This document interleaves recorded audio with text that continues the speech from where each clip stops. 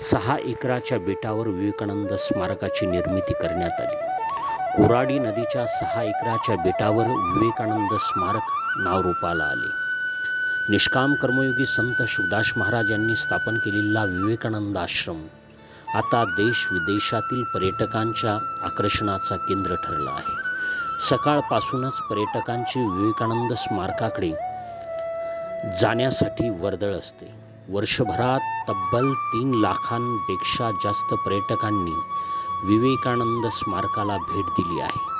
कोराडी नदीच्या जलाशयात निसर्गरित्या निर्माण झालेल्या बेटावर विवेकानंद स्मारक निर्माण करणे हे महाराष्ट्रींचे भव्य स्वप्न होते.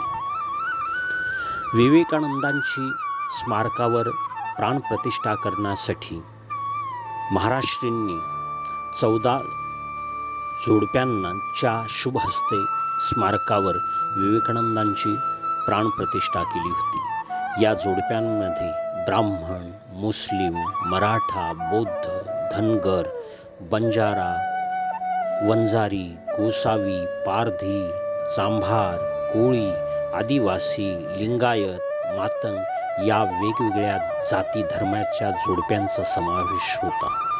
किती अद्भुत, अकल्पनीय हा सोहळा असेल. अखिल जगताला मानवतेचा संदेश देणाऱ्या योद्ध्या संन्याशाच्या प्रतिमेची प्राणप्रतिष्ठेसाठी पूजनीय महाराष्ट्रींनी सर्वांना एकत्रित आणून मानवतेचा संदेश दिला होता. नमस्कार. मी PWDला डेप्युटी इंजिनियर म्हणून आता निवृत्त झालेलं आहे आणि इथले म्हणजे माझं गाव तसं सोनार गावानं आहे. इथलं वातावरण अतिशय प्रसन्न आहे आणि या ठिकाणी कोणतीही बुवाबाजी नाही. सगळं आधुनिक आणि धार्मिक, त्याला शिक्षणाची सुद्धा जोड दिलेली आहे. हा वातावरण पाहून मला अतिशय प्रसन्न वाटलं.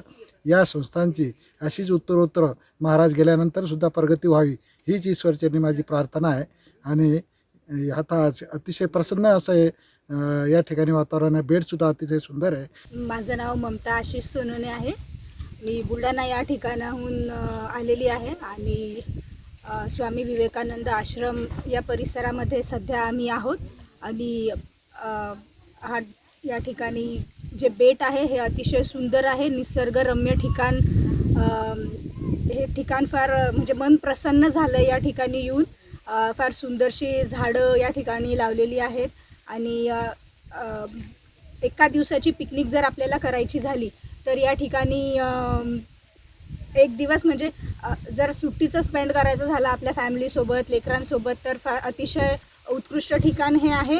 अंडर डेव्हलप्ड आहे, बट म्हणजे खूप डेव्हलपमेंट या ठिकाणी सुरू आहे. पण जेव्हा कंप्लीट होईल तेव्हा अतिशय सुंदर सगळं या ठिकाणी असणार आहे आणि फार छान वाटलं या ठिकाणी येऊन.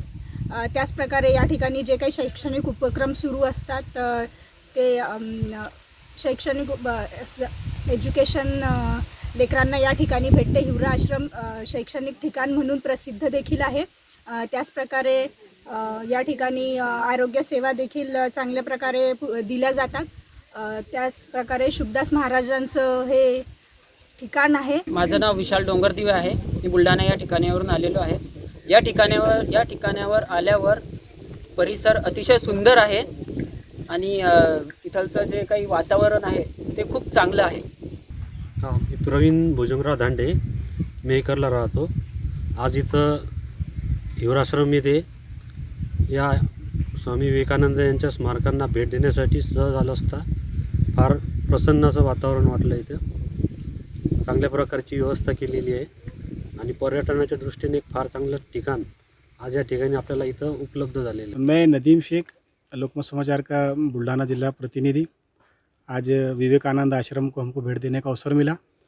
हम एकदम जो शहर की भागदौड़ रहती उस चीज़ से और जो मानसिक तनाव रहता, इन सब बातों को यहाँ पर आके ऐसा लग रहा है कि एकदम लाइफ कुछ अलग ही है. बापूजी ने आदरणीय सुखदास महाराज जी ने जो समाज उपयोगी और समाज भाव के हिसाब से जो काम किया उसका तोल और उसका मोल अपन कर ही नहीं सकते. यहाँ पर देखने के बाद में इमेजिन ही नहीं कर सकता कि यहाँ पर कभी ऐसा कुछ हो सकता होगा.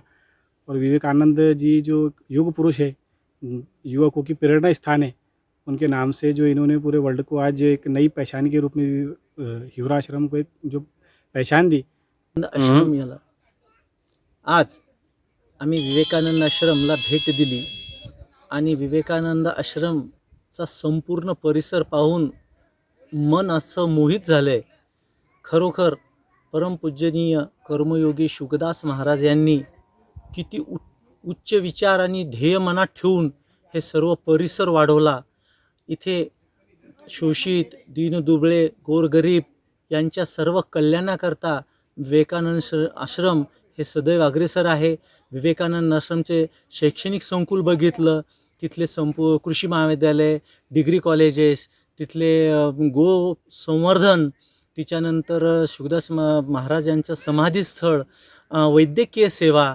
तिथं आज हे बेटला भेट दिल्यानंतर असं एक मनाला खूप समाधान वाटलं की या धक्कादायक जीवनामध्ये, या कोरोना काळातील धक्कादायक परिस्थितीमध्ये मनुष्य असा दुःखी झालेला आहे आणि इथे आल्यानंतर त्याला निश्चितच मनाला त्याच्या शांती मिळते, त्याचं मन प्रसन्न होते आणि तो त्या दुःखातून ऑटोमॅटिक बाजूला होतो. तील कोटी कोटी हिंदू धर्मियांचेच नव्हे तर अखिल मानव जातीला एकात्मतेच्या धाग्यात गुंफणारे परतत्व स्पर्श लाभलेले दिव्य महापुरुष नरेंद्र दत्त ते स्वामी विवेकानंद हा त्यांचा थक्क करून सोडणारा जीवन प्रवास, धर्माची उपयोगिता, त्यात सांगितलेले शाश्वत मूल्य यांची परस्परांची जगण्याला संपन्नतेकडे घेऊन जाणारी वाटचाल, कामिनी कांचनाचा त्याग केलेला विरक्त संन्यासी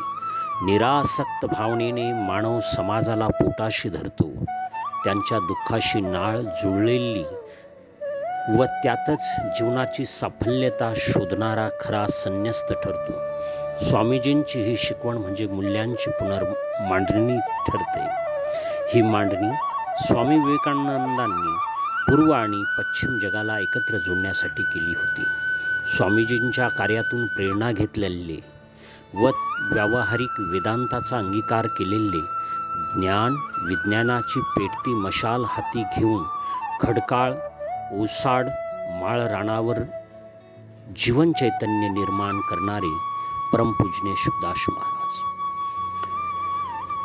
परमपूजनीय शुकदास महाराज श्रींच्या संकल्पनेतून हिवरा आश्रम येथील कोराडी नदीच्या पात्रामध्ये 6 एकराच्या बेटावर विवेकानंद स्मारकाची निर्मिती करण्यात आली. कोराडी नदीच्या 6 एकराच्या बेटावर विवेकानंद स्मारक नाव रूपाला आले. निष्काम कर्मयोगी संत शुकदास महाराज यांनी स्थापन केलेला विवेकानंद आश्रम आता देश विदेशातील पर्यटकांच्या आकर्षणाचा केंद्र ठरला आहे. सकाळपासूनच पर्यटकांची विवेकानंद स्मारकाकडे जाण्यासाठी वर्दळ असते. वर्षभरात तब्बल 3 लाखांपेक्षा जास्त पर्यटकांनी विवेकानंद स्मारकाला भेट दिली आहे. कोराडी नदीच्या जलाशयात निसर्गरित्या निर्माण झालेल्या बेटावर विवेकानंद स्मारक निर्माण करणे हे महाराष्ट्रींचे भव्य स्वप्न होते. विवेकानंदांची स्मारकावर प्राणप्रतिष्ठा करण्यासाठी महाराष्ट्रींनी 14 जोडप्यांच्या शुभ हस्ते स्मारकावर विवेकानंदांची प्राणप्रतिष्ठा केली होती.